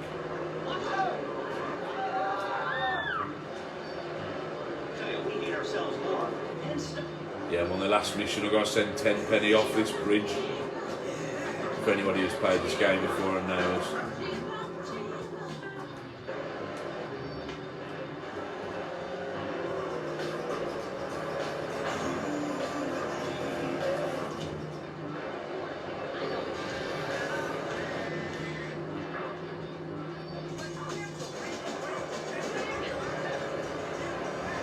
Great games. So yeah, so as a device, like I say, that it's a really cool system. I mean, I'm a big fan of it. Some people have played it down over the years. Some people don't understand it. If you didn't get into micro consoles and this idea of cramming systems like I did, you probably won't get it. Anybody who's dabbled in a Pi or dabbled in, you know, mobile gaming or things like that, or have got like a TV box or anything now, might start to get it. But this was 6 years ago, and I'd already been dabbling in it a long time before that. When the OUYA came along, it seemed like the perfect solution, and that's why I still use it in my house now. You know, I'm still rocking the same thing. I mean, there's a lot of things you can do on here. I mean, what's quite cool is with it being hooked up to a TV, obviously, and made into a dedicated gaming device. I've got an Android gaming device with a proper controller, a proper wireless controller, and I can play some of the kind of mobile exclusive versions of games like the Sonic re-releases that were released on this. You've got some, you know, I've showed the wicked version of Sonic 2 before. That was done by Christian Whitehead. You can see there it asks for the Google Play services, but I've hacked it so it doesn't need it, so it'll just go straight into the game now. But yeah, this thing they kind of added back in the Hidden Palace zone and things like that. Made it so you could control Tails alone, so you could be Knuckles. They did it with the original one as well. You could be Tails or Knuckles on Sonic 1. I'm trying to remember the cheat actually. There is a cheat you can do on no save mode, which allows you to access the level select and go straight to Hidden Palace zone. Let's just see if I can remember it actually. So we'll be Knuckles.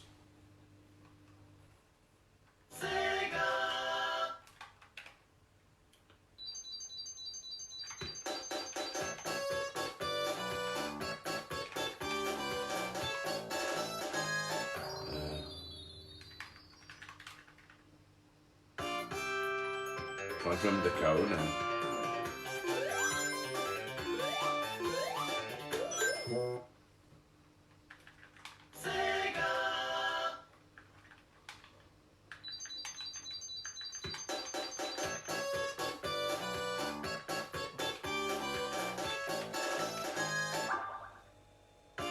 Can't remember the cheat anyway. But yeah, you've got the Hidden Palace sound was put back in on this game, which is one of the more famous sounds that was cut from the original Sonic 2. They redid the bonus stages on this as well. In fact, I should be able to get to a bonus stage and just show you that. With a bit of luck. I just need to collect 50 rings and hit a checkpoint. They redid it in like a higher resolution. It plays so much smoother. Look, it's in widescreen. It's a little easier to see as well. Makes getting the Chaos Emeralds a little bit easier.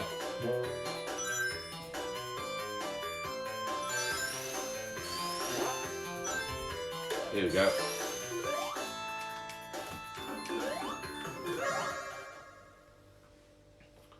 There we go. Super smooth bonus stage, and it pans around with you as you move, which is quite cool. Does make playing it a lot easier. There's actually a hidden 8th Chaos Emerald as well, and in the eighth Chaos Emerald zone, the actual stage loops over just like a full Mobius loop. If I'd opened the level select, I'd have been able to show you that, because you can warp straight to it. But yeah, you can be Super Sonic on this, you can be Super Knuckles, Super Tails. Just these little touches that Christian Whitehead made to the game just made it that little bit different to the Mega Drive version, makes it worth kind of replaying this version rather than just the Mega Drive version. Sonic CD as well, I think, added some new features. You could be Super Sonic on that, you could be Knuckles on that. Very cool.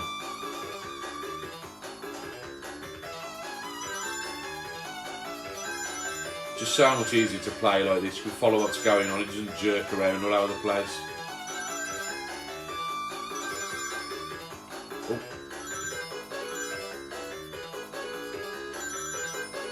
There we go.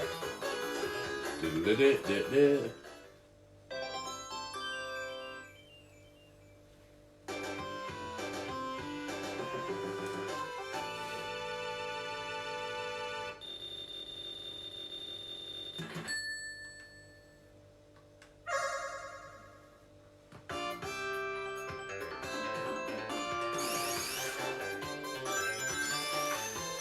I mean, that's kind of more basic kind of retro remake, but these are fantastic ports. That's why I had to put them on there, even though they do take up a little room. Unfortunately, you can't play 2-player mode because the onload mode is disabled for this version. But then there's another couple of games that were ported to iOS I always thought would look great in like large screen. One of them I really wanted to get to work, and for some reason I can't, is the updated NBA Jam, the NBA Jam 2009. I really want to get that working, but to be honest, every Android gaming device I've tried to install that on, it won't install properly, and I don't know why, because I would love to play that on here. But I think I have got, I mean, some of the other remakes, these are like HD versions now. I've got the Dragon's Lair games on here, and it's nice to play these in like super sharp quality, you know what I mean?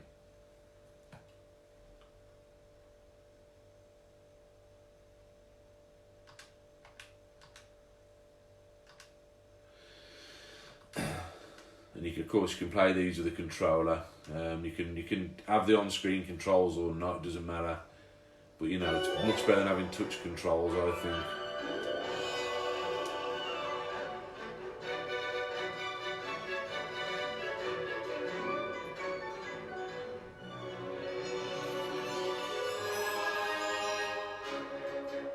New game. There you go. You can have director's cut or original mode. I think in original mode, I don't know if the resolution's quite as high.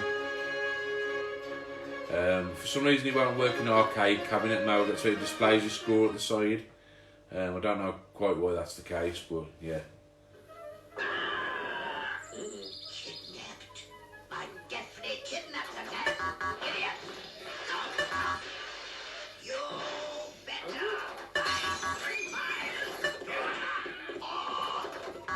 Oh, wrong button.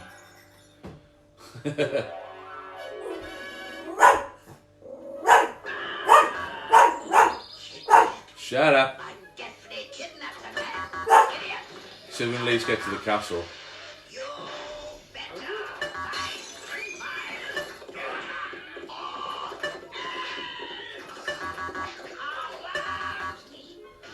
Yeah, I got to the castle at least. Hit by the snake, but I got to the castle. This is one of those games you really got to sit with and learn to do it. What's quite cool about this is you pick up certain secret weapons and stuff which you need in order to be able to fight the dragon at the end of this one. See, there's two options. Press up, you grab the arrow instead before you move on. See if we can get it. I missed it.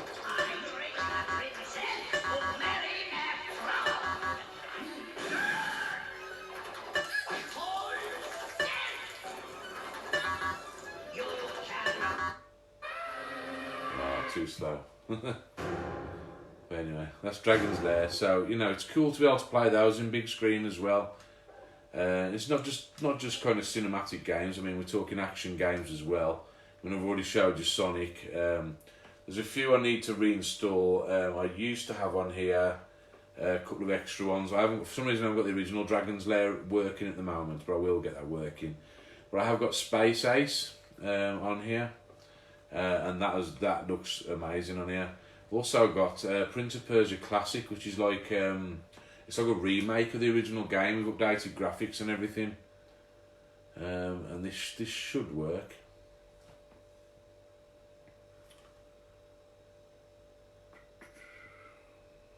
Did last time I tried it anyway.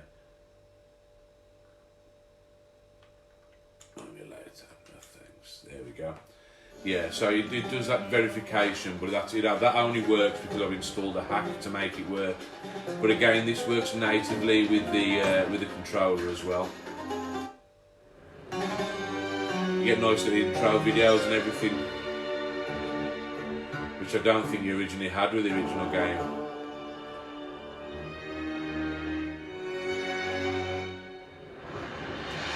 You know, this is all quite impressive for like a mobile device. I mean, I know we see it on our mobiles now, but to have it be able to play it like on a big screen, this is the equivalent of like 6th generation gaming, you know, on these micro consoles. So you've got to show some respect for that.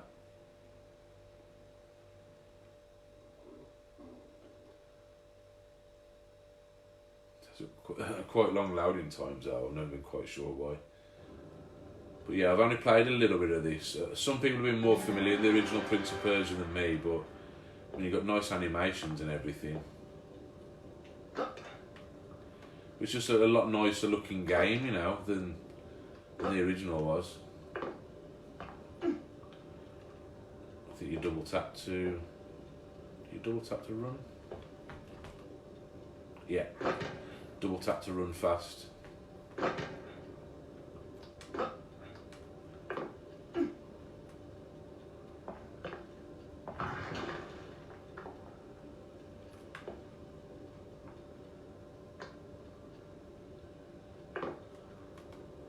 Get a little helper as well, which helps you kind of find where you're going. Like I say, some people know this better than I do, but you need to hit that one to open the gate. There we go. Once you know what you're doing, I've heard this game's pretty easy, but I've still never really fully learnt it.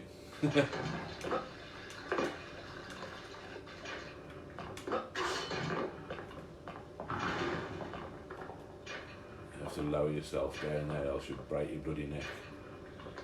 So it's cool to be able to play. You know, these games never got a full release on anything, you know what I mean? I think you could access a version of this in the new Prince of Persia game that came out on Xbox, but they never actually released this updated version of the old version on there. So, like I say, nice to be able to play this on your TV with a proper controller. Oh, that was close. Yeah, this is about where I get stuck. So yeah, I'll bow out there before I embarrass myself. But yeah, so there's another game I've got on here. I will be adding some more very soon, but like I say, I need to find the full working versions to work on here. For most games, you can find a working version. Games like this, I think you have to crack this. This depends on the. There you go. Depends on the Google Play services, but I've cracked it, so you don't need to. I'm trying to remember where I was on this. Oh, there.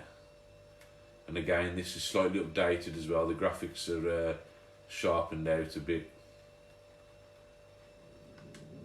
Been a while since I played this though.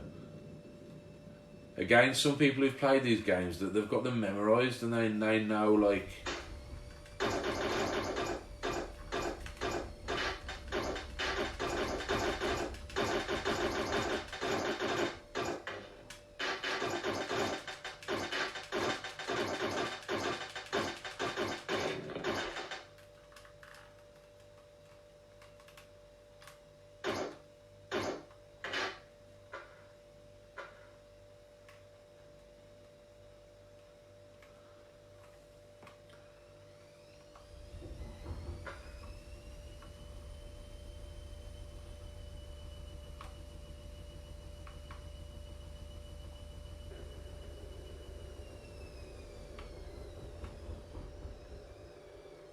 have no idea where I'm going. It's one of those games where if you stop playing it for a second, you forget where the hell you were going. I think I was going right the first time by actually heading right, and then cocked that up, didn't I? I think a dude appears from the right in a sec if I ain't careful. Yeah, that's right. You have to kick him in the balls and then shoot him in the face. But you have to get your gun. And I'm never quick enough to tap the controls to get it. So yeah, but there's plenty more games. I can't remember half them off the top of my head. I know there's a mobile version of Crazy Taxi, which works really well, but I only seem to be downloading the NAF version. So I need to find the good version of that to have that installed. There was other games I used to have installed on here as well. Final Fantasy VI. This was like a remade version with upscaled graphics. I was talking to some of my friends about this one the other day. This looks fantastic on here, and I do mean to play this through. I just haven't had a chance to give it a whirl yet.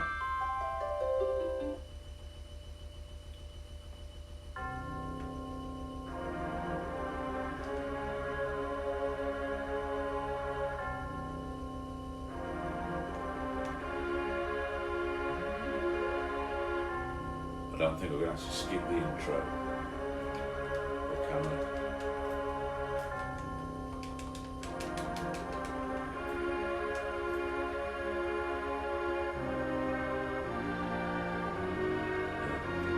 Can't skip the intro, sadly. It just takes ages to get through, so. But yeah, it's such an amazing game anyway. It's my favourite Final Fantasy, and this version's even better. You know, it's got upgraded graphics, upgraded sounds and everything. And a lot of the bugs from the original game are missing, so you can't blag your way through using cheap moves like the warp and, vanish and doom trick. Such a cool game. Actually, I might as well get into it a little bit now because we're there pretty much.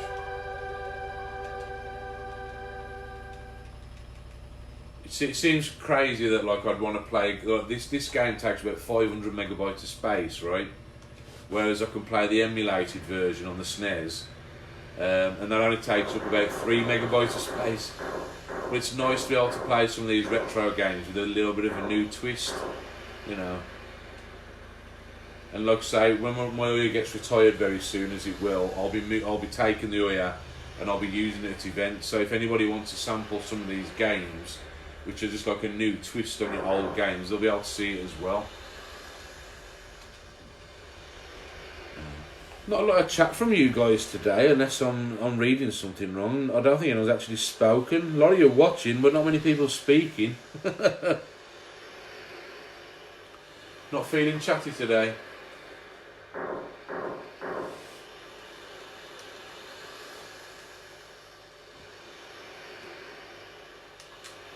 might as well play a little bit of it, I suppose. At least try and get to a save game while I've got you guys on here. And if any of you are fans of RPGs, this was the game that really sold the kind of classic Japanese RPG to me. A mate of mine got me onto this back in the day. He bought an American SNES just to play this game, and it ended up in my possession. And ever since then I got an affinity for Final Fantasy, although I'll admit the newer games haven't appealed to me that much. Personally, I think they had it perfect to this one. But 7 I enjoyed, 8 I enjoyed, 9 I enjoyed, 10 I enjoyed. It just started going a little bit downhill from there, I think. See if we can get some battles going. And they'll see how different this is.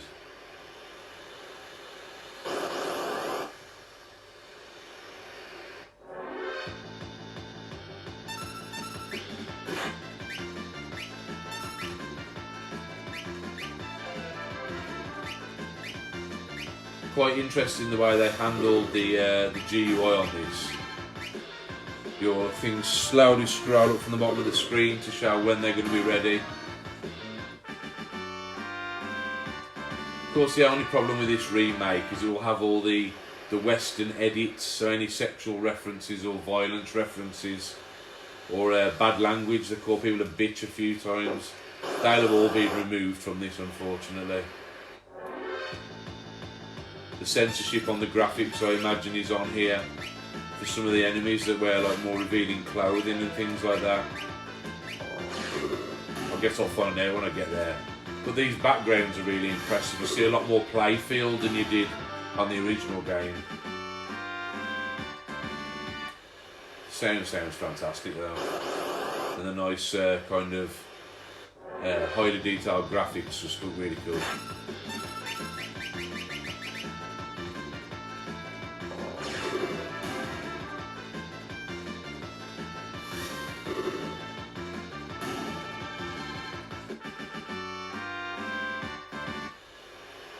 I've got to make my way into the mines, so I might as well see if I can get to the whelk and destroy that. And then I'll call the video a day, I think.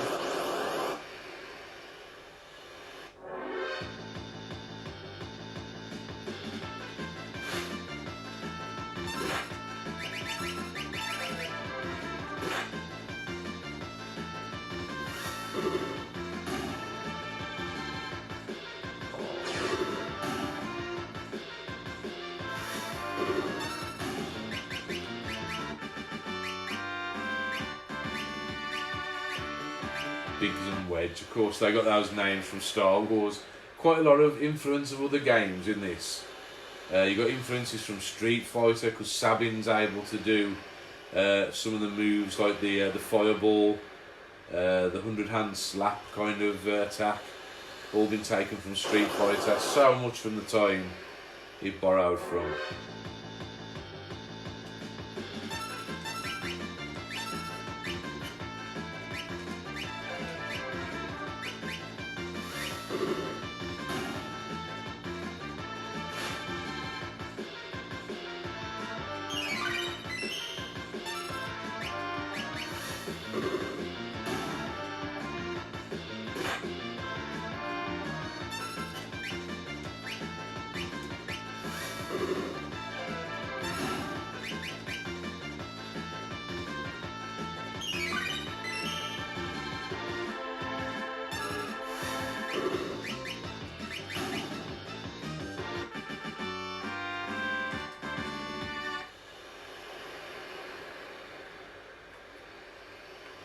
I knew once I started playing this, I'd start bloody getting into it.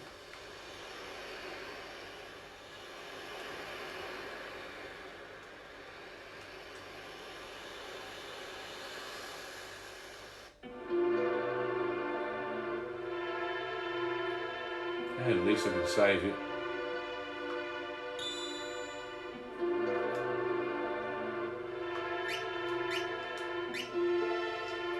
The thing is, the controls are nearly the same as the SNES version as well.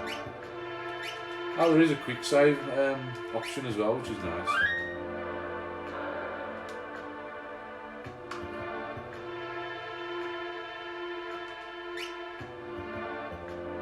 That's good.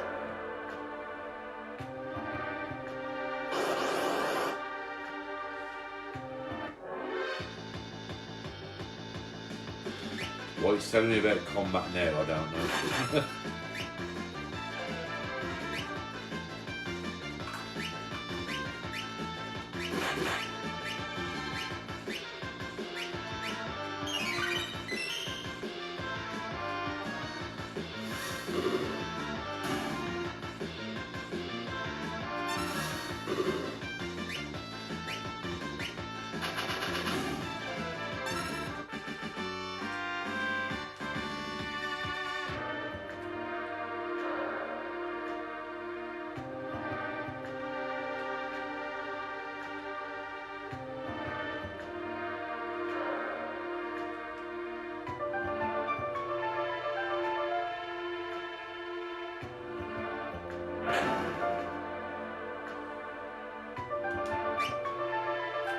Quickly heal us.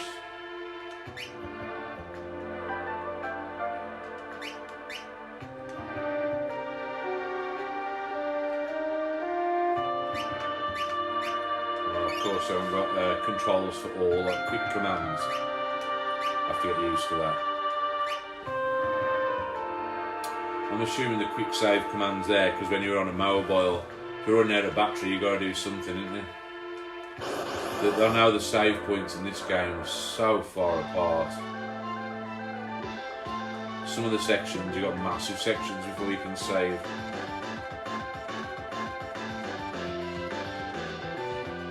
Love the boss music as well in this game.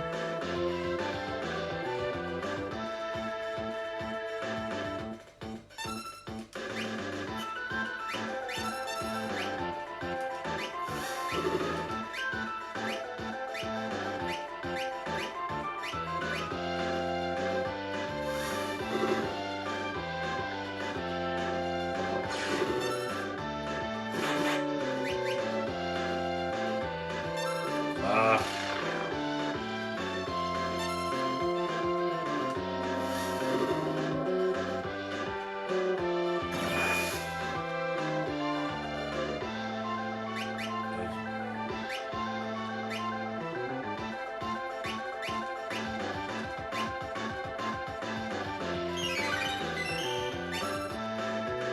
There's no quick button to skip to the other characters, unfortunately, so you have to physically tap on them, which is a bit annoying, but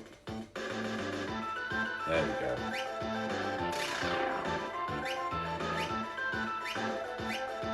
Oh, there we go, the D-pad, I got it. I've got it. I'm getting a handle on these controls now.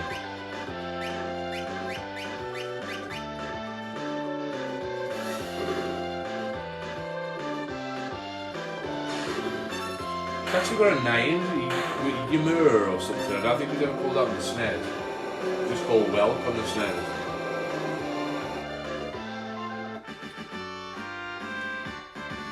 Of course, it's where we go and meet Tritok.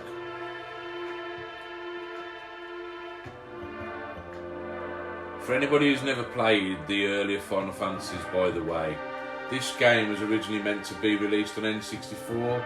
Right before Square kind of broke off their contract with Nintendo for dragging it out and refusing. There is a prototype out there of this, or at least a tech demo. It was going to be the first 3D game, it was going to be on N64, and they just changed their mind in the end. They went back, made it 2D, made it for the SNES, and it is probably, in terms of story and atmosphere, it's on par with number 7, if not better than. If you can just get over the fact it's not in 3D, it is such an expansive game. Loads of side missions. It's got, rather than using the dedicated job system that some of the other Final Fantasies did, it's where you can basically, each character's got their own characteristics, but every character can have, like, you know, the same magics and things like that. So you can really custom, tailor your party to be like your play style. It's great. If you've never played it before, try and get the SNES version if you can. Emulate it, do whatever. Get this version if you want to. It's still on the Play Store. It is a fantastic game, and this isn't far removed from the SNES original. A lot of the effects it's using are very similar. The graphics are just upscaled versions.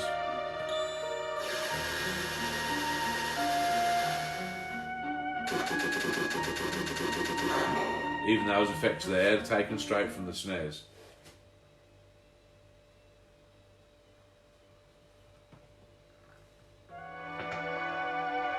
This is where we first meet your first friend, Locke.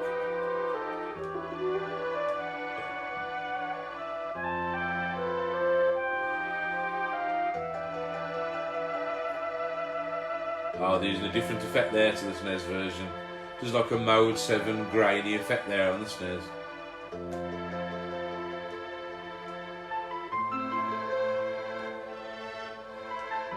Gotta love the Final Fantasy music.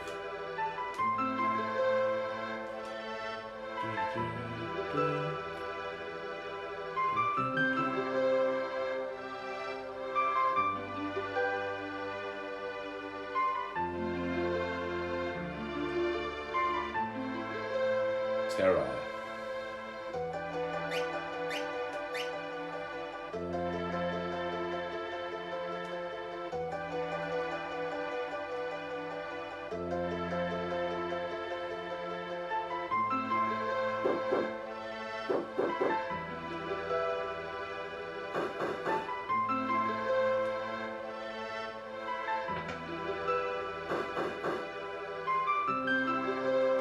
This all looks good, but it doesn't look as gritty as the SNES version. That creates some of the atmosphere, to be honest. But you know, the in-battle graphics and everything are way better.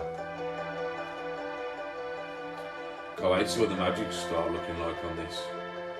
Actually, before I do, I know there's hidden items on here, so let's grab those. I think there's a potion in the clock or in the armour. There we go, elixir. It's amazing the things you remember. So, you know, so many years after, I forget people's names, but I can remember where there's hidden items in a game I played 30 years ago.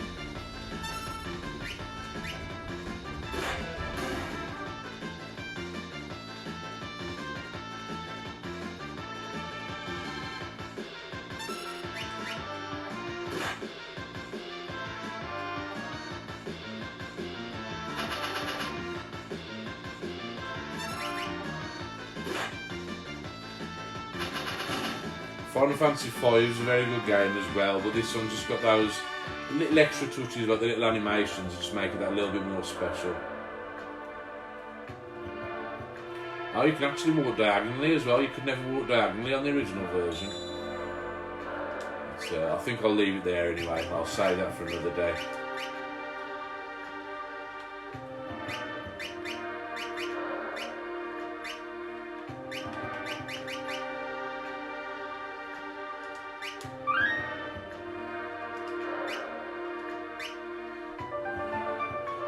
Yeah, you can actually walk diagonally. You couldn't walk diagonally on the original version. That probably speeds it up a touch, but it might actually allow you to activate some glitches you couldn't on the original, so I'll try and avoid that anyway. Saved it anyway, so yeah, guys. Sorry to kind of end it there. I've been waffling on to you guys for a while. I know not everyone's had as many questions. I probably should have prompted quite a few questions, but I just wanted to show you what the OUYA can do, you know, and the reason I enjoy it so much. I mean, besides that, I've got Showbox installed on there. You can run Kodi on here. There was a version of XBMC before it became Kodi, made just for the OUYA. I may decide to go and upgrade it to Android 7.1 or make some kind of dual boot thing at some point. But to be honest, I'm happy with it as it is. I like the interface, I like the way it works, I'm familiar with it. And I worry that by taking it up to Android 7, I'll probably break something. So I'm just going to try and find the remaining games that I want for this, you know, the Android versions of them. I'm going to get them installed on here. And then the OUYA is going to be like a kind of permanent, big span of year gaming device. You know, it emulates, it runs its own games, it runs remakes, you know. It can be used as a TV box still. It's just a really cool system. And a few of the guys in one of the groups was asking me about it and what it can do. And the reason I rave about it so much is, like I say, is because of what I just showed you here. I've been talking about it for a couple of hours. I can play it for so much longer. And like I say, I shall probably continue to use it for a long time to come. It's been my TV box for the last 6 years. And although it's getting a bit long in the tooth now, I don't know what I'm going to upgrade it to because there's nothing quite like it. I know there's the NVIDIA Shield that's out now, but that's a lot more restrictive. I prefer my systems open, if you know what I mean. And I think that if I opened up the Shield, it would probably wreck that. So at least with this, I didn't feel guilty about kind of rooting it and getting in there and really starting to install stuff. But yeah, so if you get a chance to get one, you want to have a mess around, or you just want a good emulation system for home, I strongly recommend, if you can pick one up, that you grab yourself an OUYA, because honestly I think they're a great little system, and I think you could do far, far worse. But anyway, I'm going to come back to you guys soon with some new videos. I've got some more arcade videos, I've got some more Spectrum Next videos to show you, and I've got plenty more rare systems that I want to cover, so I'll do that pretty soon. But the next one I'll do, hopefully, if the device arrives from America I've been waiting on for a while, will be taking us way back to the past. We're talking 40 years or so, and I know some of you are really going to want to check it out anyway. So, but anyway, take it easy, guys, and I will catch you soon.